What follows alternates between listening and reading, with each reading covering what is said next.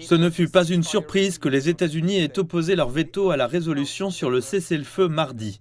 Ils ont été le seul membre du Conseil à voter non. 13 États membres sur les 15 membres du Conseil ont voté en faveur de la résolution sur le cessez-le-feu, tandis que le Royaume-Uni s'est abstenu. De nombreux membres ont salué l'Algérie pour avoir négocié de bonne foi après avoir rédigé le texte de la résolution. Les membres du Conseil, dont la Chine, ont critiqué les États-Unis pour leur troisième veto à une résolution appelant à un cessez-le-feu à Gaza. L'envoyé de Beijing a déclaré que le Conseil devait prendre des mesures pour appuyer un cessez-le-feu, le qualifiant d'obligation morale.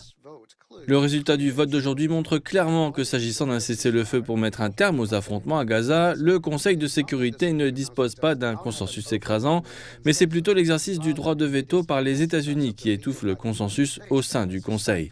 Le veto des États-Unis envoie un mauvais message, poussant la situation à Gaza dans une situation encore plus dangereuse. Alors que la résolution pour un cessez-le-feu par le Conseil de sécurité se voit opposer un veto, des civils innocents à Gaza meurent dans les combats et luttent au bord de la mort. L'Algérie affirme qu'elle ne cessera pas d'appeler à un cessez-le-feu. Elle estime que le Conseil doit assumer sa responsabilité, car il s'agit désormais d'une question de vie ou de mort.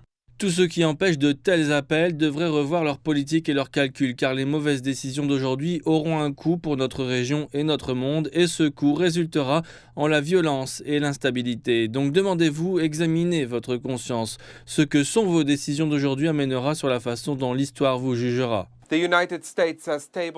Les États-Unis ont avancé leur propre résolution qui appelle à un cessez-le-feu temporaire et à la libération de tous les otages. Ils expliquent que la résolution de l'Algérie n'apporterait pas une paix durable, mais prolongerait la captivité des otages et la crise humanitaire. Nous ne pouvons pas soutenir une solution qui placerait les négociations sensibles dans une situation périlleuse. Nous souhaitons nous engager sur un texte que nous estimons pouvant répondre aux nombreuses préoccupations. Nous partageons tous un texte qui puisse être adopté par le Conseil. Ainsi, nous pourrons obtenir un cessez-le-feu temporaire aussitôt que possible. Ce fut la 8e fois que le Conseil votait sur un projet de résolution concernant la guerre à Gaza. Seuls 2 sur 8 ont été adoptés, l'un en novembre et l'autre en décembre 2023. Aucun n'a appelé à un cessez-le-feu.